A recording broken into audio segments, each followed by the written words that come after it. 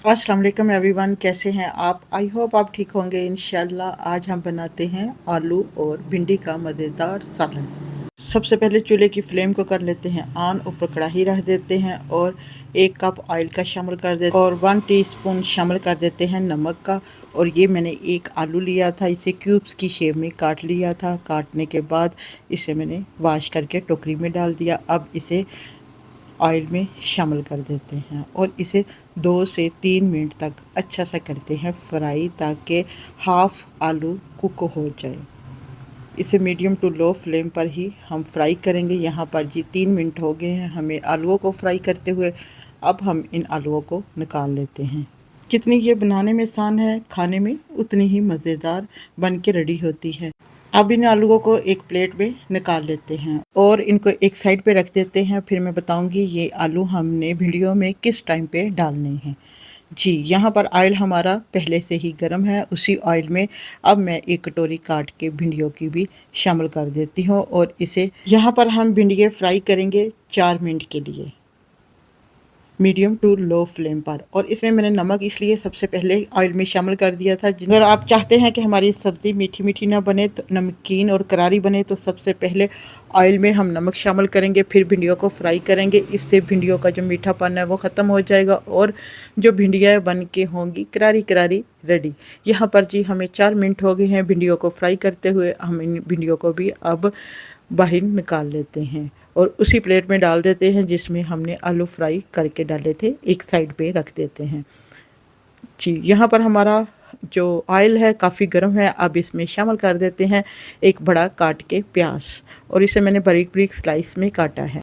और प्याज को भी मीडियम फ्लेम पे हमने 3 मिनट के लिए फ्राई करना है।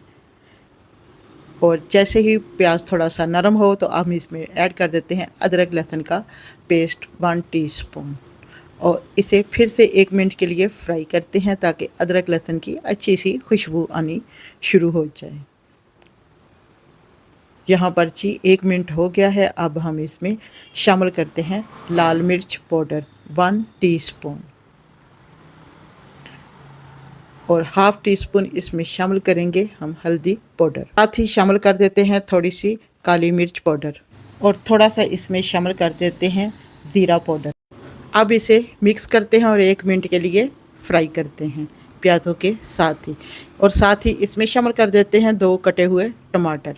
ये मैंने मीडियम साइज़ के 2 टमाटर डाले हैं, ताकि इनका अच्छा सा मसाला बन जाए। टमाटरों को मिक्स करने के बाद साथ ही इसमें थोड़ा सा शामिल कर देते हैं पानी और इसे कर देते हैं कवर, ताकि टमाटर प्याज सारे अच्छे से हो जाए मिक्स। यहाँ पर 3 से 4 मिनट हो गए हैं, टमाटर बहुत अच्छे से सॉफ्ट हो गए हैं। अब हम इसे मिक्स करते हैं और इसकी भुनाई करते हैं 2 से 3 मिनट के लिए, ताकि जो पानी है टमाटरों का वो अच्छा सा हो जाए ड्राई। यहाँ पर जी माशाल्लाह से मसाले की बहुत ही मज़ेदार ज़बरदस्त खुशबू आ रही है। यहाँ पर मुझे थोड़ा सा मसाले में नमक कम लगा है और मैंने थोड़ा सा इसमें शामिल कर दिया है और फिर से इसे मिक्स करते हैं। और जो भिंडियाँ और आलू हमने फ्राई करके रखे हैं, अब इनको इस मसाले में कर देते हैं शामिल और इन्हें शामिल करने के बाद चम्मच को हिला देते हैं, ताकि भिंडियाँ मसालों के साथ ही मिक्स हो जाएं। अब 50% हमारी भिंडियाँ और आलू पक चुके हैं। अब हम इन्हें मसाले में मिक्स करने के बाद सिर्फ 4 से 5 मिनट के लिए ही कवर करेंगे और साथ ही इसमें शामिल कर देते हैं 2 सब्ज़ मिर्चें काट के। भिंडियों में सब्ज़ मिर्चें काट के डालने से बहुत मज़े का भिंडियों का टेस्ट आता है। और बाज़ जगहों पे तो भिंडियों में सिर्फ सब्ज़ मिर्चें डाल के ही पकाया जाता है, उसमें सुरख मिर्च नहीं डालती। यहाँ भिंडियों, आलू और प्याज की ज़बरदस्त मिक्सिंग हो चुकी है। अब हम इसे कवर कर देते हैं बिल्कुल लो फ्लेम पे 5 मिनट के लिए। यहाँ पर जी हमारे 5 मिनट हो गए हैं कंप्लीट और माशाल्लाह से हमारी यहाँ पर भिंडियाँ बन के हो गई हैं रेडी और बहुत ही ज़बरदस्त सी खुशबू भी आ रही है। अब लास्ट में इसमें शामिल कर देते हैं 1 लेमन। ये दरमियाने साइज़ का लेमन था जो मैंने इसमें निचोड़ दिया है।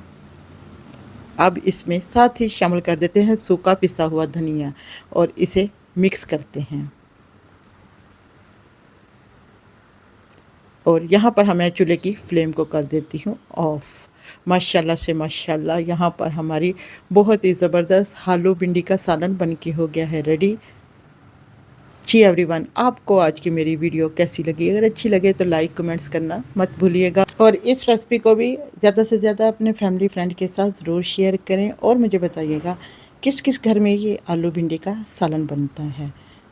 और माशाल्लाह से माशाल्लाह यहाँ पर जी सालन बन के हो गया है रेडी।